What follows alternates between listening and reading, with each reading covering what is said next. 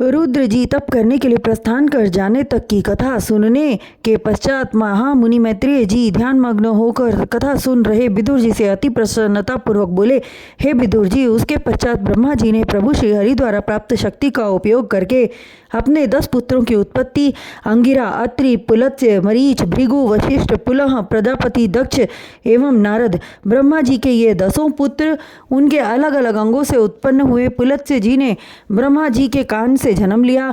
मरीच की उत्पत्ति मन की स्वाभाविकता से, भृगु महाराज त्वचा से प्रकट हुए, वशिष्ठ जी प्राण से, पुलह ब्रह्मा जी के नाभि प्रदेश से प्रकट हुए एवं प्रजापति दक्ष की उत्पत्ति ब्रह्मा जी के अंगूठे से हुई तथा श्री नारायण के परम भक्त जी ने बाद में देवर्षि के रूप में सभी ने जाना, उनकी उत्पत्ति ब्रह्मा जी के गोद में हुई। ब्रह्मा जी की छाती से धर्म एवं पीठ से अधर्म उत्पन्न होकर समस्त सृष्टि में विस्तारित फैले हुए धर्म का रूप धारण कर स्वयं श्री हरि नारायण उत्पन्न हुए। हृदय से कामेच्छा, भौहों के मध्य से क्रोध एवं होठों से लज्जा एवं लोभ उत्पन्न हुए तथा मुख की वाणी से सरस्वती की उत्पत्ति हुई, जो अत्यंत रूपवती कन्या के रूप में प्रकट हुई। सरस्वती दिव्य वस्त्र आभूषणों से सुसज्जित होकर उत्पन्न हुई थी, जिससे उसकी सुंदरता अवर्णनीय दिख रही थी। प्रभु की माया से प्रेरित होकर अपने मुख से प्रकट हुई कन्या के ऊपर स्वयं ब्रह्मा जी मोहित हो गए एवं उससे भोग करने की आसक्ति उनके मन में उत्पन्न हुई। ब्रह्मा के मन में उत्पन्न अधर्म की भावना देखकर अंगिरा, नारद एवं वशिष्ठ आदि उनके पुत्रों ने उन्हें अधर्म कार्य करने से रोकते हुए बोले, हे पितामह सृष्टि के सृजनहार, यदि आप ही अधर्म पूर्ण कर्म करेंगे तो अपनी कन्या के साथ आप ही व्यभिचार करेंगे तो संसारी मनुष्यों की क्या गति होगी। वे कुछ भी करेंगे, उन्हें अपनी कन्याओं के साथ व्यभिचार करने में तनिक भी लज्जा का अनुभव नहीं होगा। यह कहकर कि जब ब्रह्मा जी ने ऐसा किया तो हमें इस तरह का कार्य करने में क्या आपत्ति है। अतः हे पितामह, आप अधर्म कार्य न करें, कन्या से भोग करने की इच्छा का पूर्ण रूप से त्याग करें।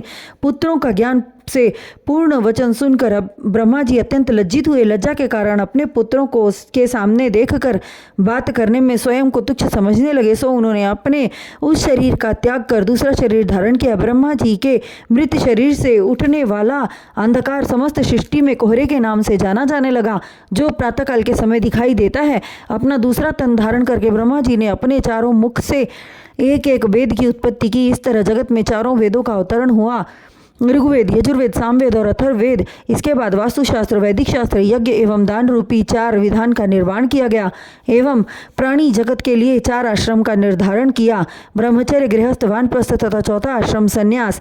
आश्रम निर्धारित करके ब्रह्मा जी ने मनु एवं शत्रुपा की उत्पत्ति की और बोले, हे मनु एवं शत्रुपा, अकेले मेरे द्वारा प्राणियों की उत्पत्ति से पूर्ण वृद्धि हो पाना कदाचित संभव नहीं। यह विचार कर मैंने तुम दोनों की उत्पत्ति की, अतः मेरी आज्ञा अनुसार मैथुन क्रिया द्वारा मनुष्यों की उत्पत्ति करो। ब्रह्मा जी की आज्ञा को शिरोधार्य करके मनु जी बोले, हे पितामह, आपकी कृपा से मैं अत्यधिक मनुष्यों की उत्पत्ति करूंगा, किंतु उससे पहले उनके रहने का स्थान होना अति आवश्यक है। तब ब्रह्मा जी बोले, तुम ठीक कहते हो, तुम्हारा कथन पूर्ण सत्य है। अतः जब तक मैं मनुष्यों के निवास करने के स्थान का प्रबंध नहीं कर लेता, तब तक तुम दोनों श्री हरि का तप करो। यह सुनकर मनु एवं शत्रुपा तप करने के लिए प्रस्थान कर गए।